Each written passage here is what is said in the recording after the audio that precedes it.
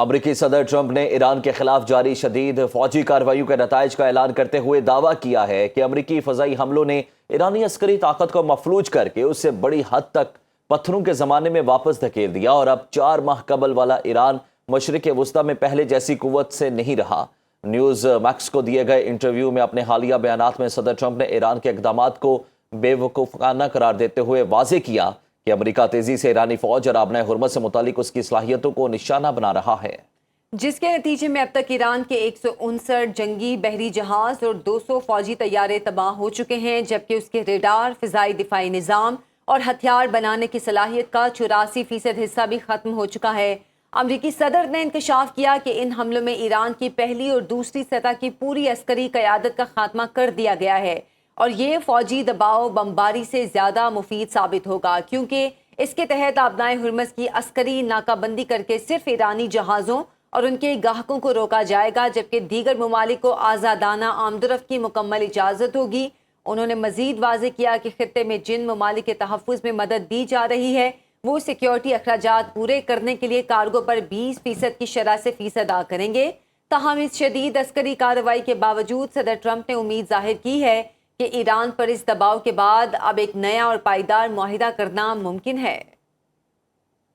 امریکی central command Saint کام نے ایران میں فوجی اہداف پر نئی اور تازہ فضائی کارروائیوں کا مرحلہ مکمل کرنے کا اعلان کیا ہے، جس کے تحت تقریباً 5 گھنٹے جاری رہنے والے آپریشن میں ایرانی ساحلی دفاعی نظام اور میزائل تنصیبات کو درست نشانہ بنایا گیا ہے۔ ایرانی شہر امیدیا میں دھماکے کے نتیجے میں 4 افراد زخمی ہونے کی اطلاع ہے۔ سینٹ کام کے مطابق یہ فضائی کارروائیاں امریکی وقت کے مطابق رات 10:15 پر مکمل کی گئیں، جن میں بشہر، چابہار، جوسی کے کنارک، ابو موسیٰ اور بندر عباس میں قائم ایرانی عسکری اڈوں، ڈرون مراکز اور بحری صلاحیتوں پر گائیڈڈ ہتھیاروں سے حملے کیے گئے تاکہ ان کی تجارتی جہازوں کو نشانہ بنانے کی صلاحیت کو مزید کمزور کیا جا سکے۔ امریکی فوج نے واضح کیا کہ اس مشرق وسطی میں 50,000 سے زائد امریکی فوجی تعینات ہیں اور خطے میں کسی بھی ممکنہ صورتحال یا جوابی کارروائی سے نمٹنے کے لیے امریکی افواج مکمل طور پر الرٹ ہیں۔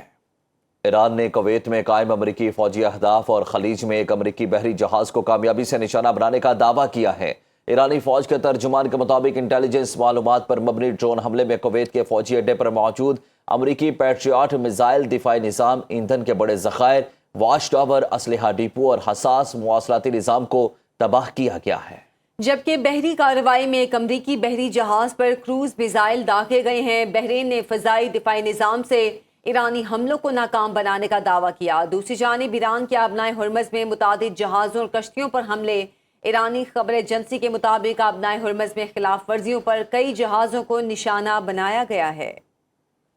ایران کے پاس تارانہ انقلاب نے آبنائے حرمز میں وارننگ اور نیویگیشن سسٹم بند کر کے ممنوعہ راستے سے گزرنے والے 2 سپر ٹینکرز کو نشانہ بنا کر ناکارہ بنانے کا دعویٰ کیا ہے، جس کی تصدیق کرتے ہوئے متحدہ عرب امارات کی وزارت دفاع نے بتایا کہ عمانی حدود میں اس کے 2 کمرشل آئل ٹینکرز ممباسا اور باہیا پر ایرانی کروز میزائل داغے گئے ہیں۔ ایران کا کہنا ہے کہ دشمن سے تعاون آبنائے حرمز کے کھلنے میں تاخیر اور عالمی توانائی بحران کا باعث بنے گا، جبکہ اماراتی حکام نے تصدیق کی کہ ان حملوں میں ٹینکرز میں آگ لگنے کے علاوہ عملے کا ایک بھارتی رکن ہلاک اور 8 افراد زخمی ہوئے۔ یو اے ای نے اس کارروائی کو بین الاقوامی قانون کی سنگین خلاف ورزی قرار دیتے ہوئے تمام دفاعی اداروں کو ہائی الرٹ کر دیا اور مناسب جواب کا حق محفوظ رکھا ہے۔